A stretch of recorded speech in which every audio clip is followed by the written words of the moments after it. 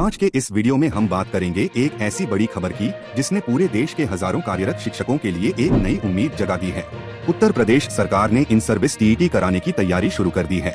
यदि यह मॉडल आगे बढ़ता है तो आने वाले समय में दूसरे राज्य भी इस पर विचार कर सकते हैं। यही कारण है कि पश्चिम बंगाल के कार्यरत शिक्षक भी इस खबर पर अपनी नजर बनाए हुए हैं।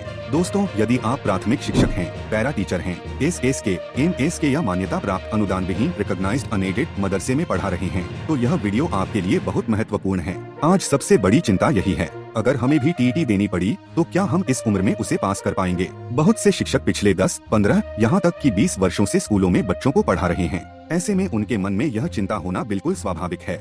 लेकिन दोस्तों, जरा इस बात पर भी सोचिए, यदि केवल कार्यरत शिक्षकों के लिए अलग से परीक्षा आयोजित की जाती है तो उसका उद्देश्य उन लोगों की योग्यता का मूल्यांकन करना होगा जो पहले से शिक्षण कार्य कर रहे हैं। आखिर एक ऐसा शिक्षक जो वर्षों से बच्चों को पढ़ा रहा है, उसके पास कक्षा संचालन का अनुभव है, विद्यार्थियों को समझने का अनुभव है और पढ़ाने का व्यावहारिक अनुभव है। यह अनुभव किसी नए अभ्यर्थी के पास नहीं होता। इसीलिए बहुत से लोगों को उम्मीद है कि यदि भविष्य में पश्चिम बंगाल में भी इन सर्विस टीईटी आयोजित की जाती है तो कार्यरत शिक्षकों के अनुभव को निश्चित रूप से महत्व दिया जाएगा। दोस्तों, उत्तर प्रदेश का यह कदम केवल एक राज्य का फैसला नहीं है, बल्कि यह पूरे देश में एक नई बहस की शुरुआत कर सकता है। यदि एक बड़ा राज्य कार्यरत शिक्षकों के लिए अलग व्यवस्था लागू कर सकता है तो पश्चिम बंगाल में भी ऐसी मांग और मजबूत हो सकती है।